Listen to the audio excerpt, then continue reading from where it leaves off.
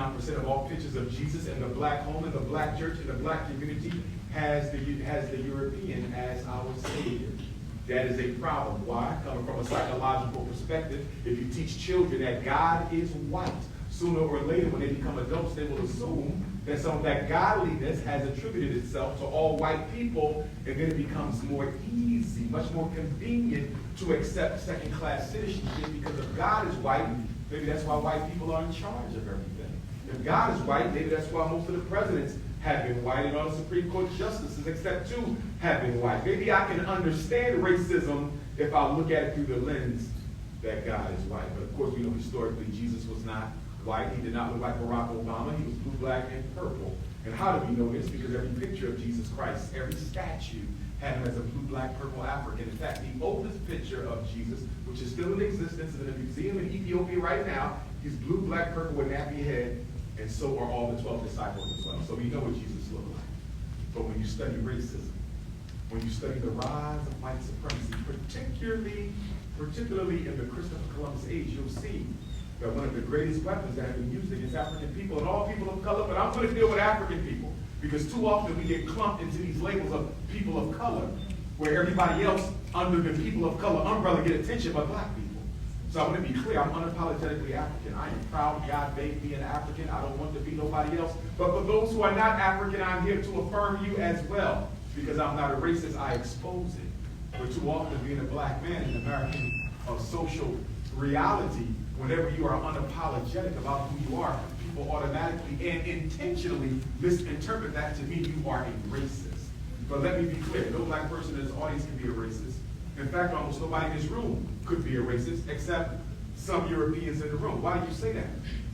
What separates racism from privilege? What separates racism from prejudice? I can be prejudiced, but I can't be a racist. What is the difference? Prejudice is attitude. Prejudice is deciding that I'm not going to trust this white person, I'm not going to trust this Chinese, I'm not going to trust this European Jew or this Arab or this East Indian because he's different from me. I'm going to go off of what I've heard. That's prejudice. I'm prejudging you, and that prejudgment is going to dictate how I interact with you. That's prejudice. And anybody can be prejudiced, but I can't be racist. Why? Because racism is prejudice plus power. To be a racist, you got to have the power to implement your prejudice in order to disadvantage other people's opportunities. I'll give you an example. If a black person makes a white person angry in America, it doesn't really mean much. But if a white person makes a black person angry, it doesn't really mean much. But if a black person makes a white person angry, it can mean everything. Because her father might be the judge that my brother has to go before for his sentencing. Her cousin might be my daughter's principal. Her nephew might be the banker that my mother is trying to get a loan through to purchase her first home. So first of all, we got to understand that racism is a group system. It is not about individuals. There's no such thing as individually racist people. Groups are racist against other groups. Why am I saying that? Because a lot of times you'll get good white folks who will say, well, I'm not a racist. Well, it's not about you. It's about the group. And in my own personal opinion, I believe that all white people are racist. But I want to explain what that means, because I don't believe all white people are bigots. I believe all white people are racist. What do you mean all white people are racist, but they're not bigots? Bigotry is when you want to systematically destroy another group. Bigotry is the N-word. Bigotry is, I hate those people. Bigotry is that emotional, religious type of hate. The KKK hate, that's bigotry. But you can be a racist and not be a bigot. In order to be a racist, you only have to believe in one thing. And that is what? That you want your group to continue to control and dominate and monopolize resources, privileges, and opportunities. That's all white people need to believe in to be a racist. And as a student of history, although I'm a psychologist and educator, I'm also a political science major from undergrad, I'm not aware of any Europeans who have ever systematically fought to give black people an equal shot. Yeah, you may have fought to make the schools better. You may have fought to change the laws in the prisons. You may have fought to stop police brutality, but have you ever systematically fought to eliminate the causes of the police brutality? Have you ever fought to eliminate the causes of the miseducation? See, in America, we deal a lot with symptom management. They will manage the symptoms. Let's throw a couple $100 million at police brutality. But police brutality ain't got to do with money. It's about power. Let's throw a couple $100 million at the miseducation machine. But the miseducation machine is not really about money. It's about power. You want to spend $250,000 in the schools, but you don't do nothing about the fact that 96% of teachers are white females, and that when they show up in the classroom with that black boy, everything they think of the black man comes out through their instructional energy. And that even according to the research from America's top universities, the #1 predictor of academic success in the classroom is not whether your father's in jail or your mother's on welfare. It's not whether you listen to 50 Cent or Lil Wayne. It's not whether you live in Bethlehem, PA, or the worst ghetto in North Philadelphia. The #1 predictor of academic success is whether you believe that child can learn. Give to black children, black male teachers. Now, I'm passionate about this because I'm a school psychologist. And so most of my time is spent giving what? IQ tests, achievement tests, visual motor tests, adaptive behavior tests, emotional screenings, behavioral screenings. I test so much I could probably give the test without the protocol.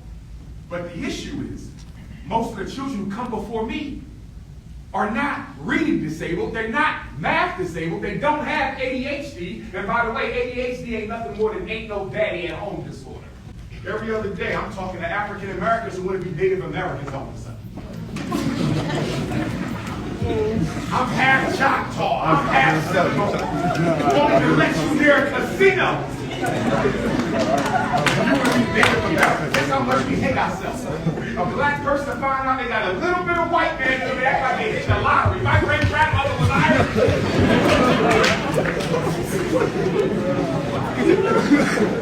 Guess what? I'll tell you a true story about that. When I was doing my pre-doctoral clinical at the Philadelphia College of Osteopathic Medicine, I had to do therapy with an Irish woman. Attractive Irish woman. She came in for therapy. And guess why she came to therapy? Center for Youth Therapy, true story.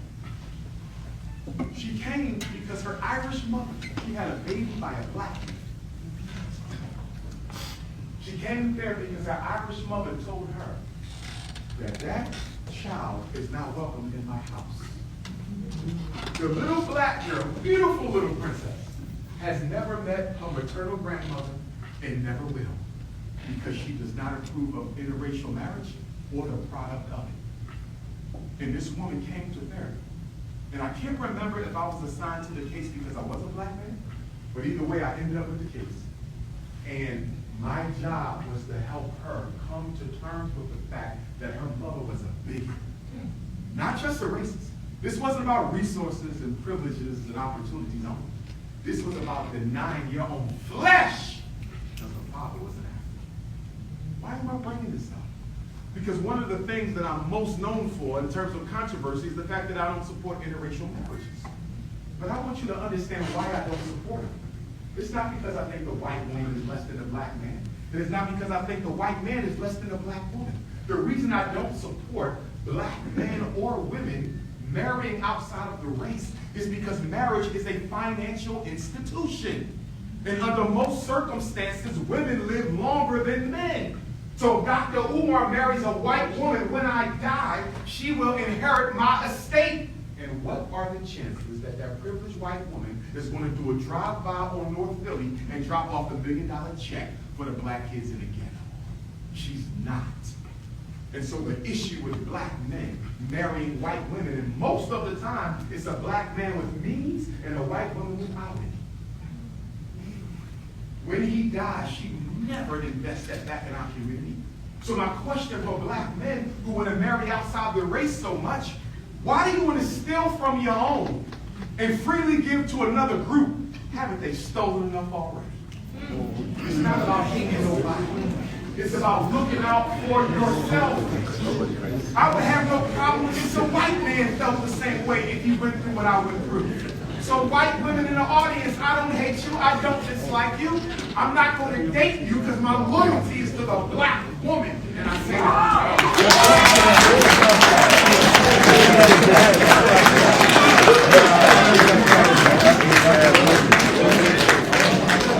$50 million Africans, 50 states, and no state black-owned school, a black-owned supermarket, and a black-owned bank. A bank to invest in the people, hospital to save the people, supermarket to feed the people, school to teach the people. But you got $800 million for chicken, turkey, beef, and pork every year. Black women, you got $30 billion for weaving perm every year. But we ain't got no schools. Black men, your Timberland bill. You take your white girlfriend out for a date bill.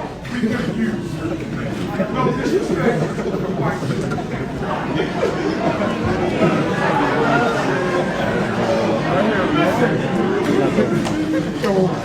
Listen. Critical race theory exposes the hypocrisy and contradiction of America as we see it. That's why it'll never work.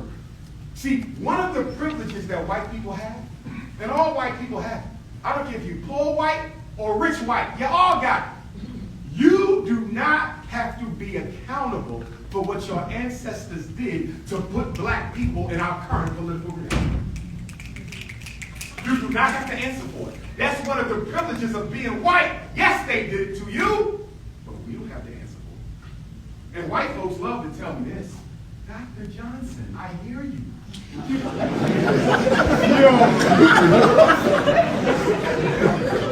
This is what they say.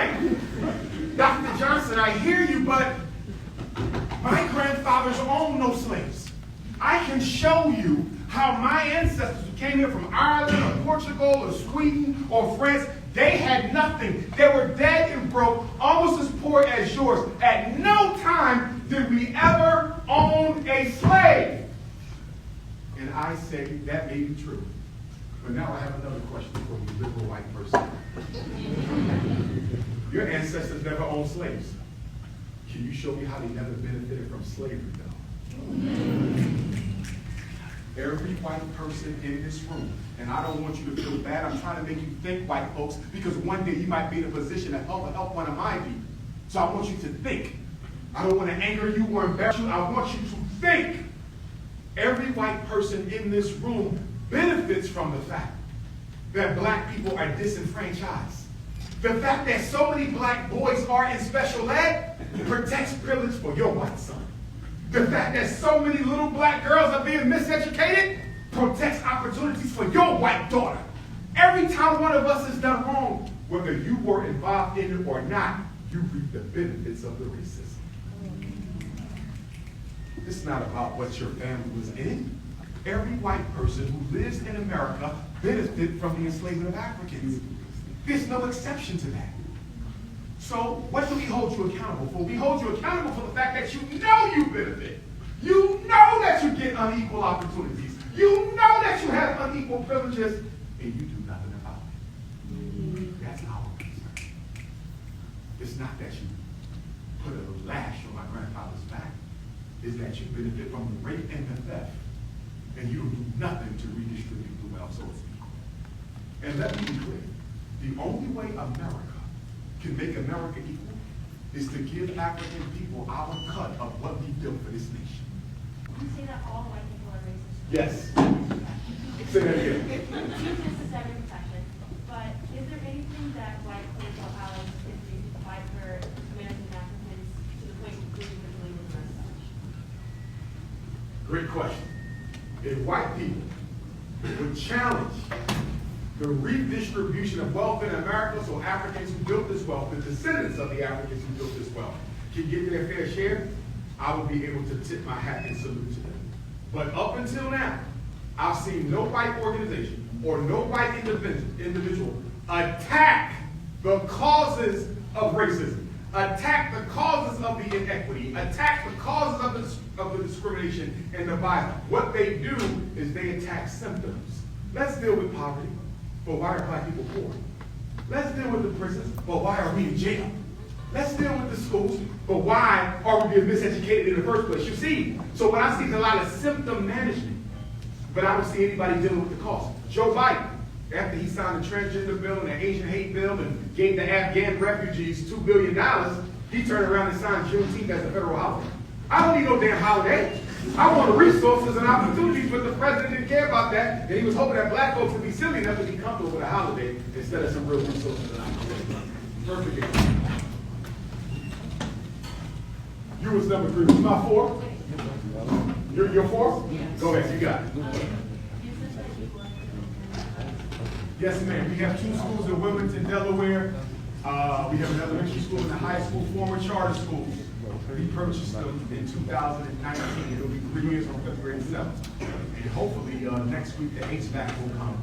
And I'm hoping to have the school over by September of this year or next year. It's going to be independent. We don't take government funding, and we don't take handouts from non-African people because we believe in self-determination. As Pan-Africanists, we believe what is to be done for black people must be done by who? Black people, with no outside help. And why? Because we have to learn how to do for ourselves. It's not about hating nobody else. It's about learning to do for yourself. Self-determination. Go ahead. You want to open up a school? Okay, let me do this for everybody in here. Black or white. Take my number. If you ever need to reach me, you can. Okay, I'm going to give you my cell number. You ready? White folks, don't be cursing me out. I don't want no message. I knew I shouldn't have came to that damn seminar. Call number. If I can help you, I help you. I help white parents all the time with their children. It don't matter to me. I love kids. I don't care what color they are. 215-989. 9850. I'll repeat it twice in case one of y'all was special ed. 215. I'll figure with you.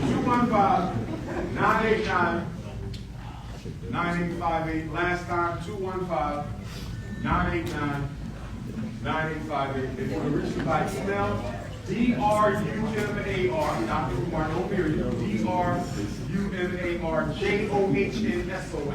DrUmarJohnson at yahoo.com.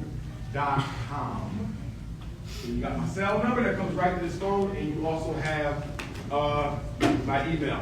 Ladies, I'm old enough to be your father. It ain't that type of problem. We still have issues of sexism in the black community, but it is nowhere nearly on par with what you see with white people. What I want all you sisters to understand is your number one enemy is the same as mine, and that's white supremacy.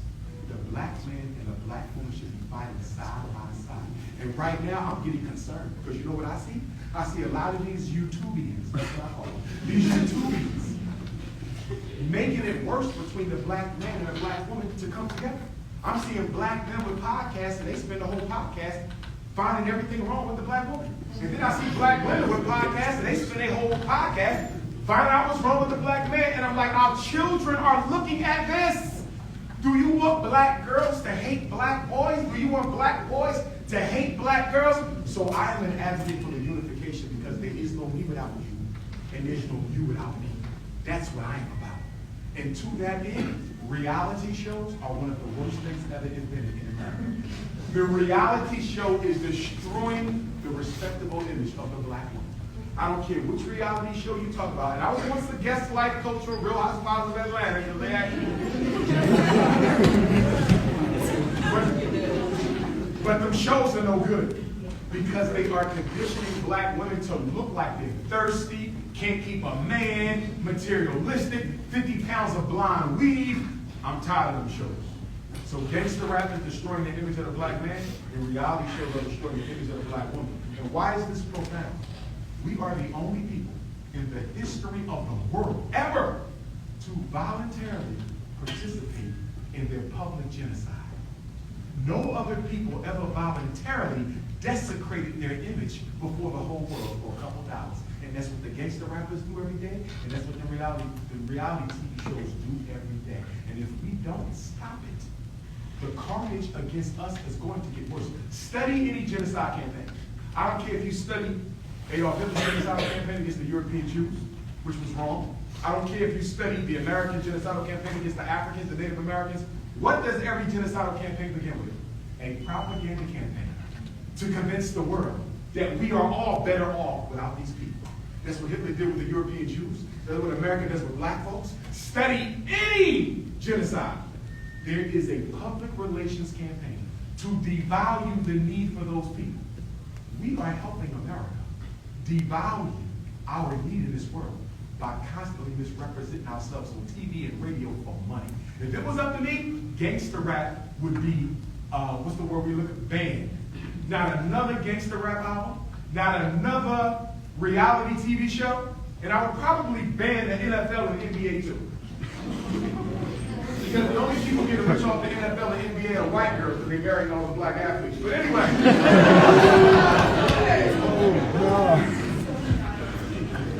No, listen. Interracial marriage is overwhelmingly black man and white woman. And then brothers, we get mad at the sisters when they end up with a white man. But here you are dating everything except a black woman. How you going to get mad at her for going outside the race when you keep going outside the race? And if anybody thinks interracial marriage is not economic, if you think interracial marriage is not economic, does anybody know a rich white woman married to a broke black man? I don't know. It ain't one. It never will be one. It is economically advantageous. And that's the only reason why they do it. And we need to stop it because our children need to see healthy examples of black on black love. Have you noticed you don't see black on black love on TV no more? You don't see Cosby Show, the Jeffersons. Whatever happened to the black man and the black woman? They're making black on black love extinct, and we're doing it ourselves. Stick to your community, not because you hate anybody else, but God made you an African for a reason. Who are you to try to change it? And for my mixed race Africans, I see you no differently. You got a white mama, you still black. You got a white daddy, you still black. And I'm going to treat you like an African, and I'm going to hold you to the same standard as an African until you start acting like you ain't black. Okay? Because what I found with some of my mixed race brothers and sisters is they'll be black at the DR.UMAR event, right? Like, oh! And then I see them Sunday at the white church, they act like they don't even see me with their white grandparents. And my thing is, and I know it's hard to navigate that world, being black and white, but you gotta understand, the world is always going to see you as black. You see the Colin Kaepernick show? Everybody need to go and watch that Colin Kaepernick show out. I didn't watch it yet, but everybody's telling me it does a good job of detailing the politics of being a mixed race African in America. Let me ask you a question. Was Frederick Douglass ever called mixed race? No. Was my grandfather ever called mixed race? No. All the Africans on the plantation whose mother was raped by the slave master, did anybody ever call them biracial or multiracial? No. They called them the N-word just like the rest of us.